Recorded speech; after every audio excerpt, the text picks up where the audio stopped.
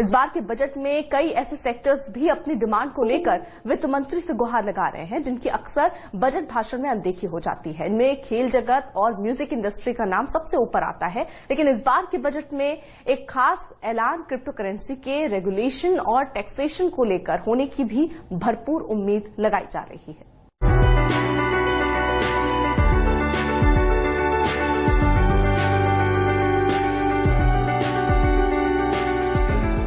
Budget से वैसे तो हर सेक्टर को भारी उम्मीदें हैं, लेकिन कुछ सेक्टर्स ऐसे हैं जो इकोनॉमी में तो तगड़ा रोल निभाते हैं, लेकिन सरकार की दूसरी प्राथमिकताओं के सामने इनकी अनदेखी हो जाती है।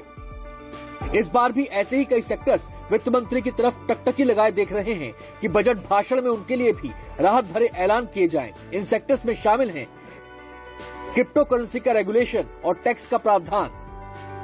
संसद के शीतकालीन सत्र के दौरान क्रिप्टो करेंसी के रेगुलेशन पर एक विधेयक पेश किए जाने की उम्मीद थी, लेकिन ये सत्र पूरा बीत जाने के बावजूद इस पर कोई प्रस्ताव पेश नहीं किया गया।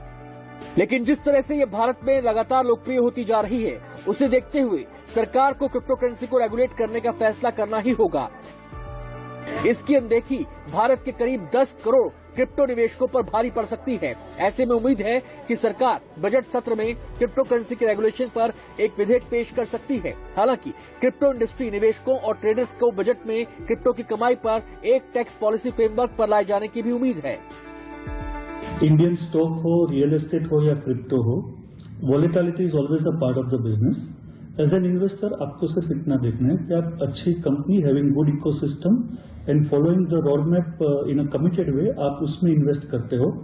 एंड एज सेबी या रेरा है जो इंडियन स्टॉक या रियल एस्टेट को गवर्न करती है, वैसे now it's time that government crypto को गवर्निंग बॉडी असाइन करे, तो उससे इन्वेस्टर को स्टेबिलिटी मिलेगी एंड गवर्नमेंट को रेवेन्यू मिलेगी। टैक्स एक्सपर्ट्स को भी उम्मीद है कि आने वाले बजट में सरकार क्रिप्टो करेंसी से होने वाली इनकम की टैक्सेशन पर उलझन को दूर कर सकती है। फिलहाल क्रिप्टो करेंसी से होने वाली इनकम पर टैक्स को लेकर आयकर कानून में कोई खास प्रावधान नहीं है।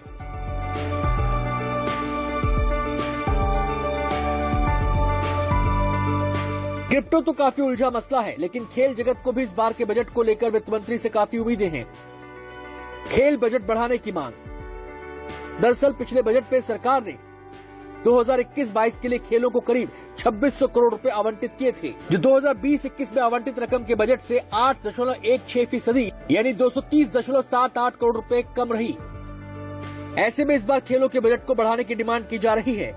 मेरी देश की सरकार से यही अपील है कि खेलो इंडिया और फिट इंडिया का थोड़ा बजट बढ़ाया जाए, जिससे कि जो युवा है वो हमारा अभी भटक गया है थोड़ा, और लॉकडाउन भी काफी चलते चलते रोजगार भी काफी बंद हो गए हैं उनके। तो और आपको मालूम है कि एक अच्छा हमें स्पोर्ट्समैन चाहिए, तो उसमें हमारी डाइट में भी बहुत खर्चा होता है। तो हमें स्पोर्ट्स का बजट बढ़ेगा, खिलाड़ी तक पहुंचेगा, अच्छे कोचेज होंगे, अच्छे स्टेडियम होंगे, तो जरूर हमारा देश एक न एक दिन ओलंपिक में, अभी हमारे कुछ कम मेडल हैं और ज्यादा से ज्यादा अधिक से अधिक हमारे ओलंपिक में मेडल आ सके। इसी तरह से बजट में राहत देने की मांग भी की जा रही है। म्यूजिक इंडस्ट्री की बजट से मांग। भारत की म्यूजिक इंडस्ट्री 2020 के आखिर में जहां 1500 करोड़ की थी, वहीं 2023 के आखिर तक इसे बढ़ाकर 2300 करोड़ होने का अनुमान है। ऐसे में इंडस्ट्री से जुड़े लोग इसके इकोनॉमी में योगदान को बढ़ाने के लिए सरकार से राहत की मांग कर रहे हैं।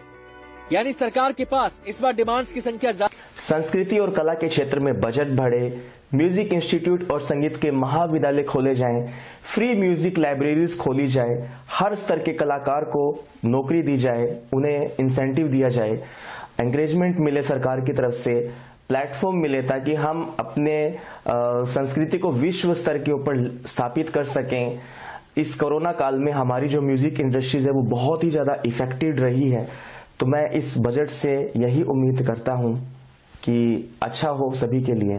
ज्यादा है और अब उन्हें पूरा करने के रास्ते सरकार कैसे निकालती है, ये देखना दिलचस्प होगा। आज तक ब्यूरो।